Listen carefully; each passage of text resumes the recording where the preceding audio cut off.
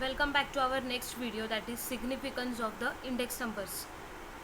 So the first point is that is framing suitable policies. So as we know that index numbers are helpful to measure the prices of the current year as well as the with the help of the previous years, even regarding the production also. So in the same way it helps to frame the different policies to the government.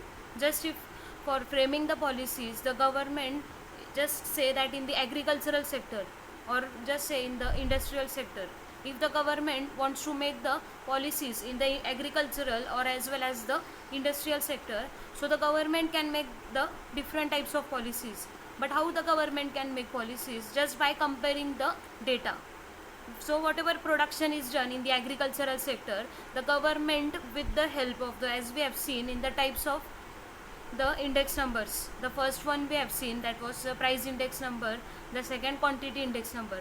So government can frame the policies in the case of agriculture by just with the help of the quantity index number. So what was the production in the previous year, so what should be the production now, and if the production is increasing day by day, the government can make the policies accordingly. So whichever things are required more, even same in the case of the industrial sector. So as we know that whichever things are demanded by the people on the large scale, so government may either impose more taxes, or for the necessary goods the government may either decrease the taxes. So in the same, in the help of, with the help of this thing, the government can frame different types of policies. The next one is studies the trends and the tendencies. Studies trends and the tendencies, that means the government tries to study what is the product, what should be the production level, because the government first of all tries to study the production, what was the production in the previous year, so what should be the production, by just by comparing with the help of index number. And if when the government comes to know that whether the production is increasing, if the production is increasing, or we can say with the help of index number, when he compares that the production of the year just say 2017 and the year current is 2020, if he compares and if he comes to know that the production is decreasing, so he may try to decrease the production of that particular commodity. But if he comes to know the production is increasing, so he tries to go with the trends, we can say, so trends and the tendencies. Just you can consider any of the example in your mind, that the things which were available in the previous years in the more quantities, and now instead of that thing some different things are also available in the more quantities. The next one is forecasting about the future economic activity. So what will be the future economic activities? So again it can be the same thing, that government tries to study what is the index number, that means he compares the production level, he compares the prices of the current year as well as the previous years, and accordingly he tries to forecast the import and export. Just if he comes to know that the whatever things are imported in the country, if the index number is increasing, that means if it is moving upwards, so he will try to import the things more and more. That means he can study about the future. Next one is the measurement of inflation.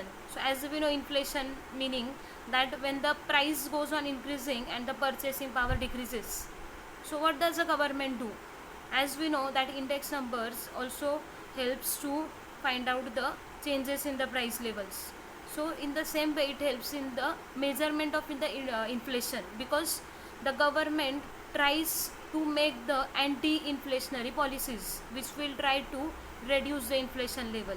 And it also helps to frame the different policies for the dearness allowance. Dearness allowance, that means the employees, whichever employees they work in a particular company, they are given different types of facilities by the employers. For just say if any employee is given the medical facility, or any employee may be given the conveyance facility, that means the transportation facility. Even some employees are given the accommodation, मतलब रहने के लिए उन्हें flats वगैरह दिए जाते हैं free of cost. So this is, we can say, dearness allowances. So it also helps to frame the different policies for the dearness allowance.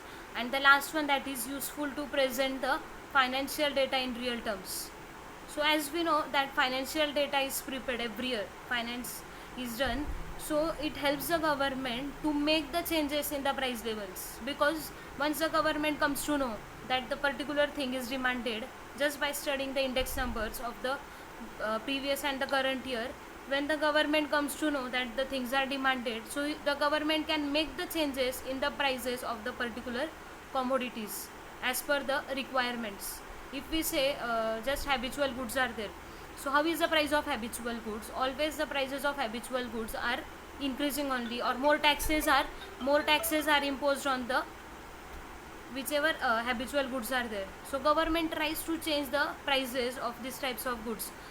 So that is only known as the useful to present the financial data in real terms. That means the changes are made in the financial data as per the requirement. So thank you.